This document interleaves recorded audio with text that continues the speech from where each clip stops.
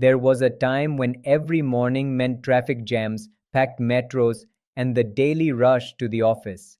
Cities thrived because we had to be there. But what if we don't anymore? Welcome to the remote work revolution, where the metro, once the beating heart of urban life, is slowly becoming obsolete.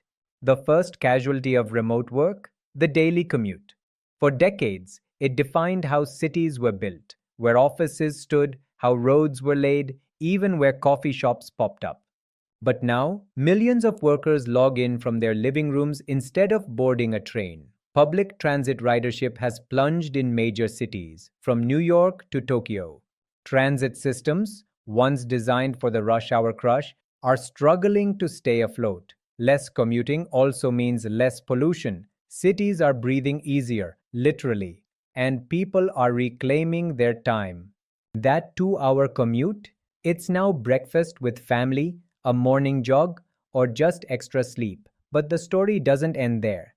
Because when people stopped commuting, cities started changing.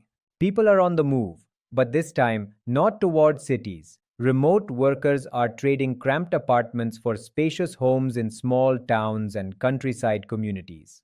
The promise of high speed internet now outweighs the lure of the metro. Suburbs and rural areas are booming again. Local shops are thriving.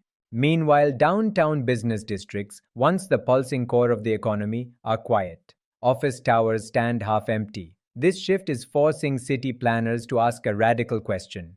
What happens to a city when people no longer need to live near work?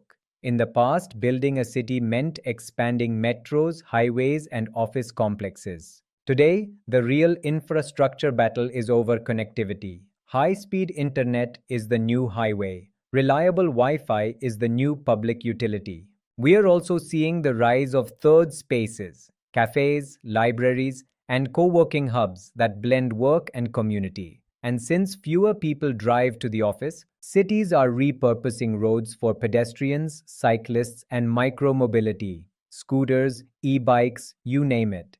It's not just about getting to work anymore, it's about how we live between work. Of course, not everyone wins in this revolution. Cities are losing billions in tax revenue from empty office buildings. Small urban businesses, from food stalls to dry cleaners, are seeing fewer customers.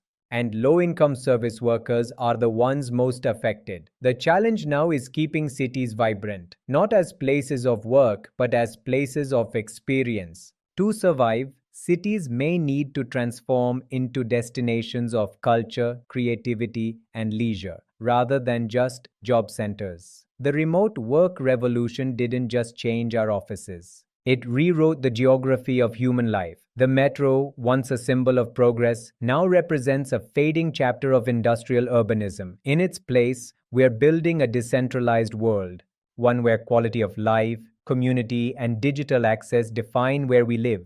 Maybe the real revolution isn't remote work itself, but the freedom to choose where life happens. The future of work isn't tied to a location, it's tied to connection. Cities that adapt will thrive. Those that cling to the old commute may fade into history. This information is brought to you by Ramakrishna Surathu, author of the book You Are God, founder, developer, and chief executive officer of the self sustainable city